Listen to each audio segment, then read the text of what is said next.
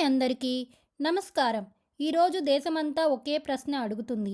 ఆరావల్ల పర్వతాలపై అందరి దృష్టి ఎందుకు పడింది?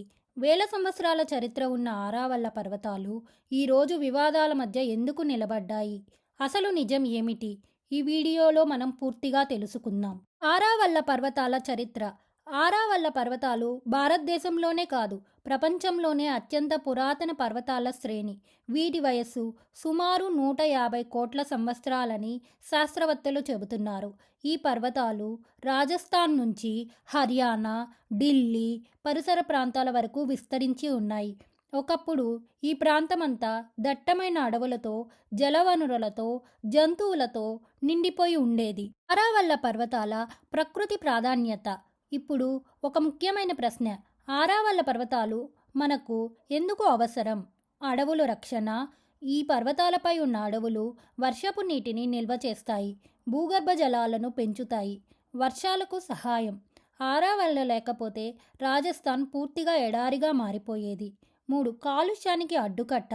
ఢిల్లీ, ఎన్సీఆర్ ప్రాంతాలకు దుమ్ము, తుఫాన్లు రాకుండా ఈ పర్వతాలు ఒక గోడలా నిలుస్తాయి. గతంలో జరిగిన నష్టం. గత కొన్ని దశాబ్దాలుగా ఆరావల్ల పర్వతం తీవ్ర ప్రమాదంలో ఉంది. మొదటిగా అక్రమ గనులు. చట్టవిరుద్ధంగా రాళ్ల తవ్వకాలు కొండలు పూర్తిగా తుడిచివేశాయి. 2. అడవుల నరికివేత. వృక్ష సంపద తగ్గిపోయింది, జంతువుల జీవన స్థలం నశించింది. 3. నీటి కొరత. బావులు ఎండిపోవడం, చెరువులు కనుమరుగవడం మొదలైంది. ఇప్పుడు ఎందుకు వార్తల్లోకి వచ్చింది?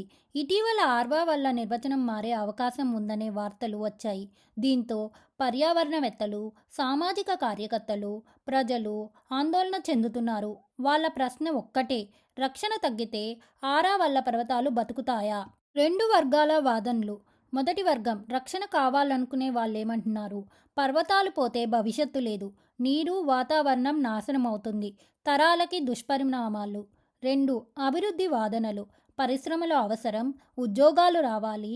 3. భూమి వినియోగం కావాలి. ఇక్కడే అసలు పోరాటం మొదలవుతుంది. ఇప్పుడు మనం ఏమి చేయాలి? ప్రభుత్వాలే కాదు, ప్రజలుగా మన బాధ్యత కూడా ఉంది.